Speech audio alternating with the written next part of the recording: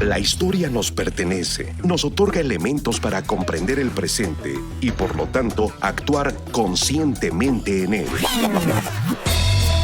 Interruptus. Escucha y comparte con nosotros la idea de que el pasado constituye lo que somos y lo que seremos en el futuro. Interruptus. Hacer época no es intervenir pasivamente en la cronología, es interrumpir el momento. Interruptus. Pasado es presente.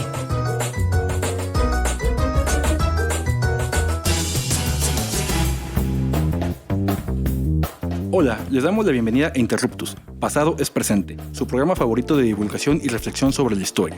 El día de hoy, como siempre, reflexionaremos sobre el pasado, con referentes del presente. Les habla Augusto Mote, y antes de pasar a nuestra conversación, quiero saludar con muchísimo cariño y gusto a Carla y a Misael. ¿Cómo están? Hola, muy contenta de esta emisión que va a estar muy interesante. Misael, ¿cómo estás? Bien, también muchas gracias. Ya listo para una emisión más aquí en el Estudio B del Instituto Mexicano de la Radio. Muy bien. Hoy vamos a tener un programa muy interesante. Hoy justamente vamos a conversar con la historiadora Ana María Mancera, quien es especialista en temas de espiritismo. Ana María Mancera es egresada de la Pontificia Universidad Javeriana de Bogotá, es estudiante de la maestría en Historia por la Universidad Iberoamericana y es miembro permanente del Seminario de Estudios de Esoterismo Occidental en América Latina y miembro del Centro de Estudios de Esoterismo Occidental en América, con sede en la Universidad de Buenos Aires. Ana, bienvenida a Interruptus y a los micrófonos del Instituto Mexicano de la Radio. Hola, ¿cómo están? Mucho gusto estar acá y qué lindo volverlos a ver y encontrarnos acá. Es un súper placer. Ya había pasado un rato, ¿no? De que no nos veíamos. Un rato. Estamos muy felices de que estés acompañándonos el día de hoy. Y vamos a tener hoy una sesión espiritista, entonces. Vamos a hablar con los muertos. ¿Trajeron la ouija? A ver, se la traigo ahí guardada en la mochila. Bueno, Ana, quisiera que nos comentaras un poco, ¿no? Sobre todo para nuestro público no especializado. En pocas palabras, ¿qué es el espiritismo y cuáles son sus orígenes? Cuéntanos, por favor. Bueno, antes de todo quisiera hacer como un signo de aviso importante, y es que para entender estos temas es como importante quitarnos estas vestiduras del positivismo del siglo XX que separa absolutamente la ciencia de la fe. Justamente el espiritismo nace a mediados del siglo XIX. Nace en Estados Unidos en 1848 y básicamente empieza con el rumor de dos hermanas que se comunican a través de golpes con el supuesto espíritu de una persona que había sido asesinada en esa casa. Este rumor luego crece, se esparce como pólvora en Estados Unidos y luego llega a Europa, en donde tiene una gran recepción y una gran transformación en Francia. Es en Francia donde toma grandes rasgos que tienen que ver con el orientalismo, por ahí, por ejemplo, el tema de la reencarnación, y básicamente el espiritismo es la creencia en la comunicación con los muertos y con los espíritus del más allá que pueden iluminar a las personas vivas. Oye, Ana, ¿y quiénes llevaban a cabo el espiritismo? Porque creo que lo he visto retratado en algunas películas, como que incluso lo hacían como una forma de espectáculo, ¿no? ¿Cómo eran estas prácticas en Europa? Y luego pues ya platicaremos de cómo llegan a estas tierras. Bueno, lo que tú dices es súper importante porque claro, surge en este contexto como también de los show business en los que empiezan a hacer como estos espectáculos en los que principalmente mujeres se comunican con los muertos y empiezan a orquestar un sinfín de presentaciones de grandes personajes del espiritismo. Algunos eran fraudes y pues otros parece que no. Entonces el espiritismo más o menos empieza como que tiene este elemento del show business muy marcado, pero justamente cuando llega a Francia es cuando se alimenta de, por ejemplo, el pensamiento posterior de la Revolución Francesa, lo que está pasando después de la Comuna de París, tiene que ver y se alimenta también, por ejemplo, de textos importantes para la época como la teoría de la evolución de Darwin, incluso con la publicación del Capital de Marx, y es en este contexto donde empiezan a ser publicados los libros de espiritismo que en el tema de las imprentas y de la escritura es como esta es la forma en la que llega finalmente a América Latina el espiritismo. Uh-huh. Hace ratito mencionabas que al inicio de estas prácticas eran como mujeres las que entraban en comunicación. Es una práctica fuertemente masculina, femenina, y pensando también en el entorno que nos vamos a ir acercando hacia el caso mexicano, pues se inserta con la política, ¿no? ¿Cómo es que esto llega a las altas esferas de la política? Yo entiendo, tú me dirás, el espiritismo es una práctica como de ciertos círculos de élite, ilustrados, digamos, aburguesados. ¿Cómo va toda esa parte? Bueno, esta pregunta es súper importante y tiene que ver todo el tema de las mujeres, la política y el espiritismo, o en general el ocultismo.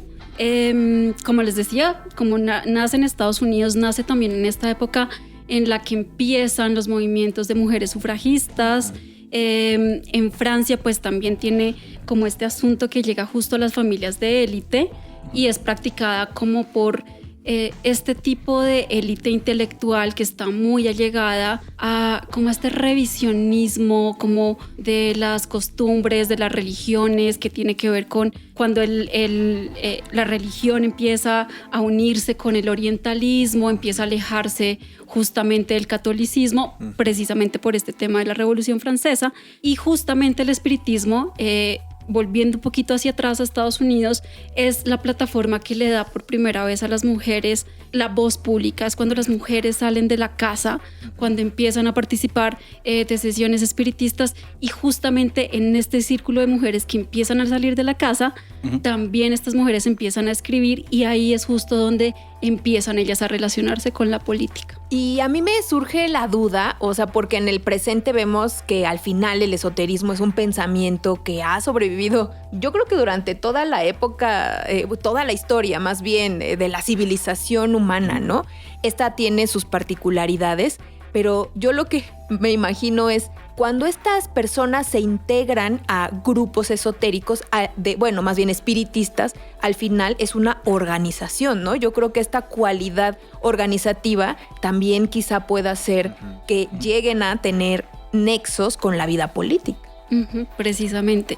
Pues el tema del esoterismo es como la gran metodología en historia que yo trabajo, que es la historia del esoterismo occidental, y como rama de este es el ocultismo, que es la expresión romántica justamente del esoterismo. En este momento, y por lo que les menciono, quienes están participando de estas sesiones son estas personas que justo están como con una incomodidad con el catolicismo o con las religiones abrahámicas precisamente por la Revolución Francesa. Entonces empiezan a preguntarse de otras formas de creencias, de formas de acercarse a las verdades del universo, y es ahí donde empiezan a hacer asociaciones, bien sea círculos ocultistas, y de ahí se desprende también el espiritismo y también, por ejemplo, la teosofía, que es súper importante para movimientos posteriores como la independencia de la India. Oye, en lo que nos platicas acerca de los textos, o sea, porque lo plasmaron, ¿no? Supongo que una especie de metodología. ¿Cómo era una sesión espiritista? Bueno, pues básicamente... Vamos a replicarla aquí en el estudio B. ¿Con quién quieren hablar? Yo pido Benito Juárez. Yo pido con Zapata. No, con Madero, que era el que sabía. Es que el que sabía. Pero Madero es vínculo, Madero pues ahí está. Bueno, pues básicamente lo que nosotros podemos encontrar en los textos o en las fuentes primarias, primero que todo es como el andamiaje teórico y esotérico de esto, o sea, como los rastros que nos encontramos en el discurso espiritista de elementos, por ejemplo, como la alquimia. Eso es súper importante y esos elementos son los que hay que tener en cuenta para cuando nos enfrentamos a estas fuentes primarias. Pero luego, en otros casos, también en las fuentes primarias, encontramos ya como recreaciones o transcripciones, entre comillas, de cómo era una sesión espiritista. Y bueno, era todo un método porque hay que tener muchísimo en cuenta que esta gente estaba súper interesada en el método científico y los espiritistas justamente estaban en este momento y en estos círculos científicos en los que ellos creían que las sesiones espiritistas podían ser replicadas a través justamente del método científico. Podía ser observable y podía ser replicable. Por esto que mencionas, parecería, ¿no?, que solamente es como el espiritismo como consecuencia, ¿no?, de la mentalidad burguesa del siglo XIX, ¿no? Del liberalismo y de todos estos movimientos científicos. Pero del cientificismo en sí mismo, ¿no? Está bien interesante porque finalmente se trata de, a partir de este método, convertir en una ciencia el ocultismo. Y una de las grandes como intenciones que ha tenido la humanidad es siempre comunicarse con los muertos, con, digamos, con entidades o con planos de la existencia o dimensiones. Pero con conciencia, ¿no? Que es justamente esta fusión que tú nos explicas, que no se explica más que pues en la segunda mitad del siglo XX, ¿no? Del siglo XIX. Sí, pero justamente, y lo que ustedes dicen es completamente cierto. Y lo que digo, el andamiaje de todo esto también es el mismo discurso científico. Es una época también muy importante después de finales del siglo XIX y comienzos del XX, en el que hay un boom por la revolución industrial, justamente de experimentos con la electricidad, con la fotografía, con el vapor, con un montón de estas cosas que justamente tienen que ver con la industrialización y, entre comillas, la modernización de los países, que eran llevadas a cabo por las personas que estaban en la élite y que eran los empresarios que a veces practicaban espiritismo. La película del ilusionista, ¿no? Y eso que no conocían el internet, sino ahora ya con eso también hablarían con los muertos. Bueno, amigas y amigos, ya llegamos al final de nuestro primer bloque. Quédense con nosotros para seguir hablando de este interesantísimo tema sobre espiritismo. Les recordamos que escuchen todas nuestras emisiones en www.imer.mx/programas. Ahí encontrarán todas las emisiones que hemos tenido en Interruptus, en Radio Ciudadana, en el Instituto Mexicano de la Radio, y por supuesto que pueden escribirnos también a las redes sociales de Radio Ciudadana y las redes sociales de Interruptus. Estamos en Twitter como, X, ahora X, @R_Interruptus, en Twitter, en Facebook, en YouTube. Nos encuentran como Interruptus Radio. También en YouTube pueden ver todas las emisiones y además todas las emisiones casi de la historia de Interruptus, que ya estamos por cumplir 9 años, si no es que ya los cumplimos y ni siquiera nos acordamos más o menos. Festejo. Vamos a festejar por acá en una emisión especial. Bueno, pues no se vayan, volvemos en unos minutitos a nuestro segundo segmento. Estamos conversando con Ana Mancera sobre el espiritismo. Volvemos en unos minutos.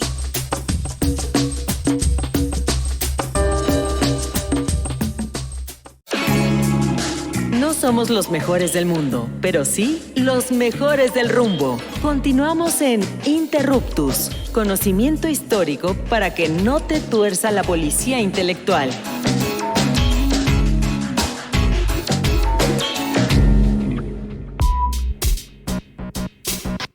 Amigas y amigos de Interruptus, regresamos al segundo bloque de nuestro programa. Estamos conversando con la historiadora Ana María Mancera, especialista en temas de espiritismo y esoterismo occidental. Bueno, pues yo creo que una de las cosas que más conocemos en nuestro país sobre el espiritismo, ya por aquí lo invocamos hace rato, es precisamente que uno de los presidentes de nuestra nación, quien además inició la Revolución Mexicana, un gran personaje, Francisco I. Madero, era, ¿cómo se podrá decir? Creyente, seguidor, adherente. Espirista, como dijo Andrés Manuel López Obrador en alguna ocasión.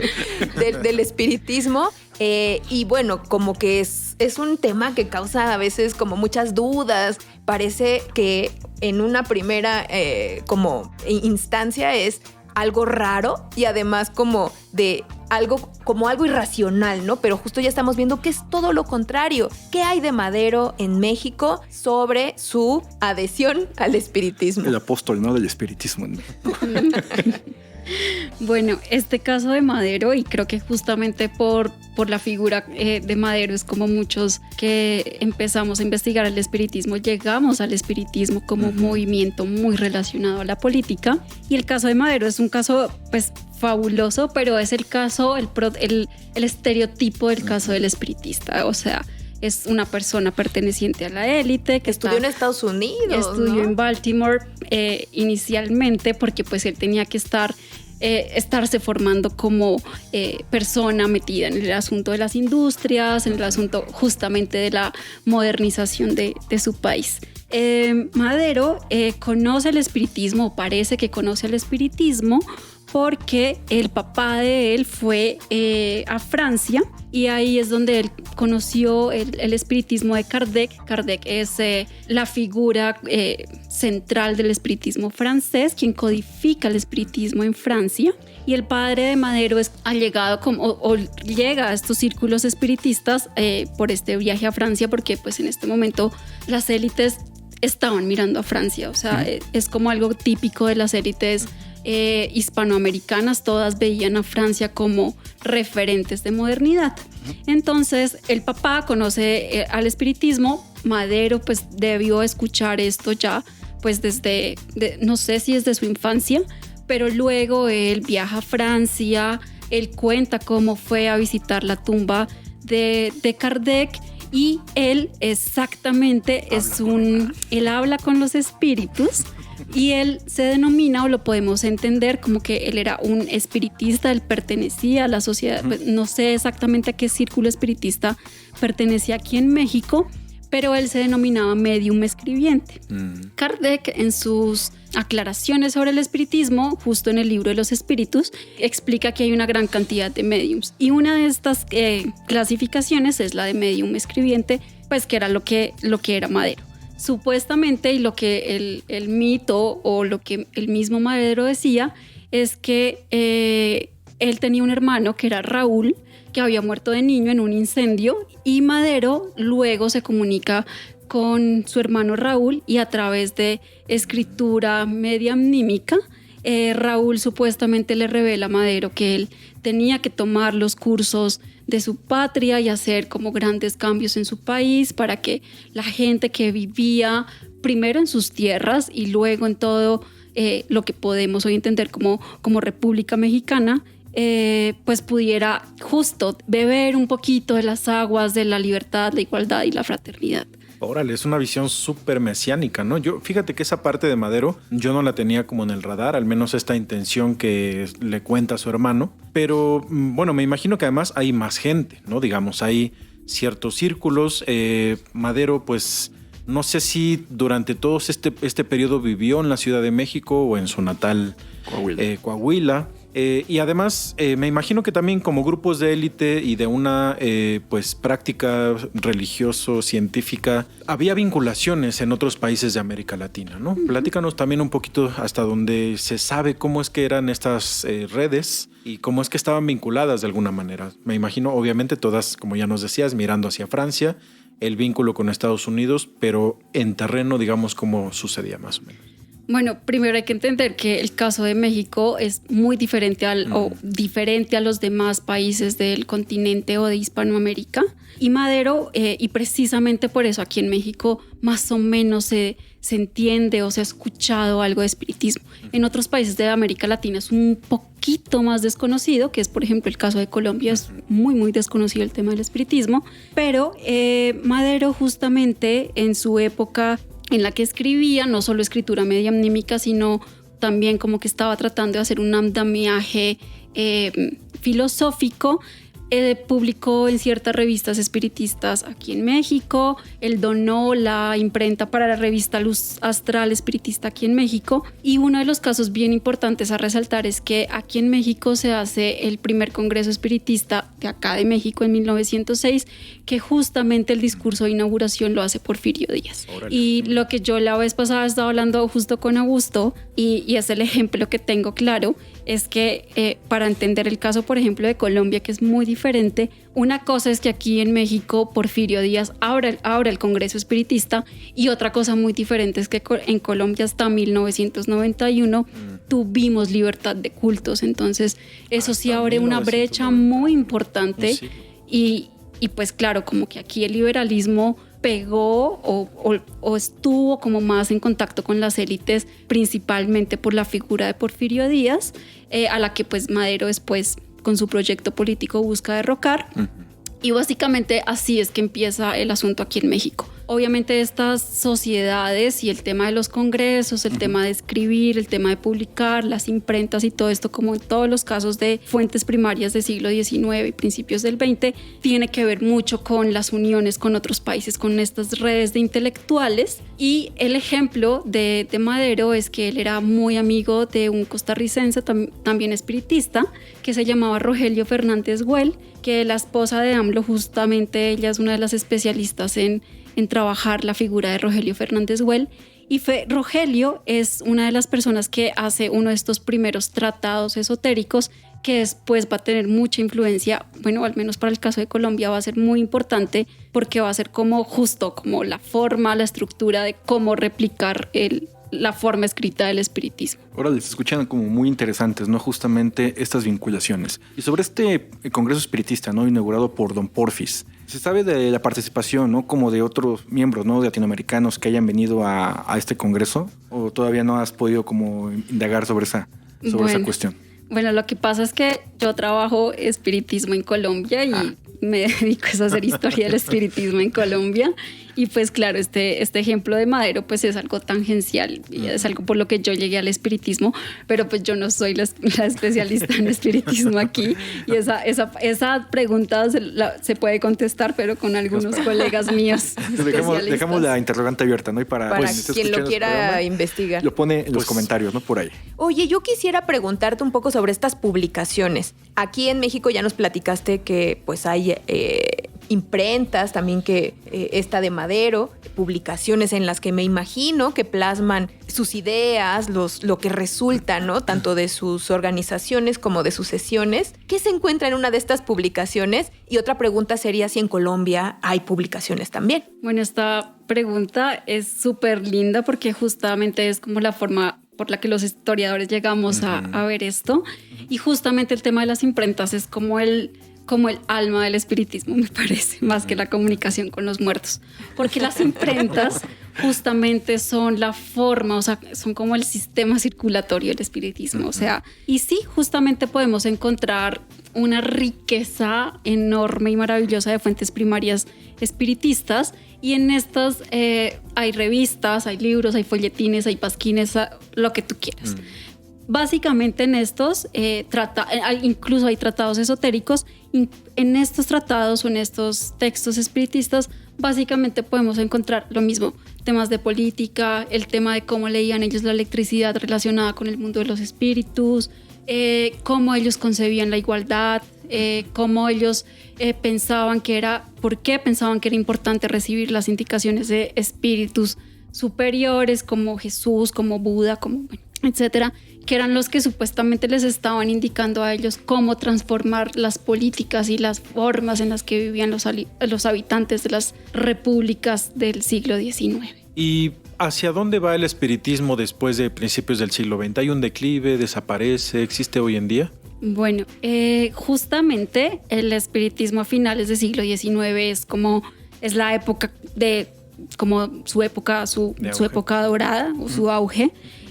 Luego va a tener un declive para principios del siglo XX, pero justamente con la Primera Guerra Mundial vuelve el auge del espiritismo precisamente porque la gente está muriendo un montón.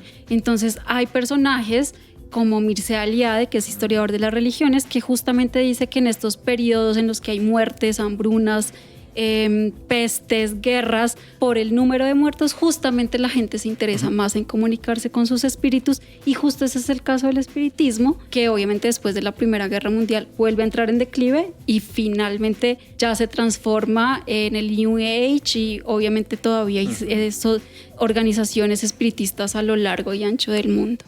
Bueno, pues hemos llegado al final de nuestra transmisión. Amigas y amigos, pues les agradecemos por acompañarnos el día de hoy, y también a ti, Ana, gracias por aceptar nuestra invitación y conversar sobre este tema tan interesante. Los micrófonos de Interruptus, como siempre, están abiertos para ti. También agradecemos, como siempre, al Instituto Mexicano de la Radio por este espacio que es público, y en particular a Sergio Vargas en los controles técnicos, y como siempre al buen Hernán Nájera en la producción de este programa. Los invitamos a participar con sus preguntas y comentarios a través de las redes de Radio Ciudadana AM. Hasta la próxima. Hasta luego, muchas gracias. Hasta luego. Muchas gracias a ustedes, y que los espíritus entren siempre a estos micrófonos. Hasta luego. Bye.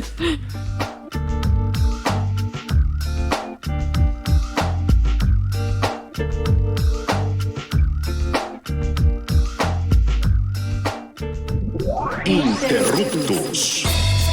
Los esperamos la próxima semana para seguir indagando en la diversidad cultural y social de México, desde la mirada histórica. Interruptus. Porque comprender nuestro pasado es primordial para entender nuestro presente. Interruptus.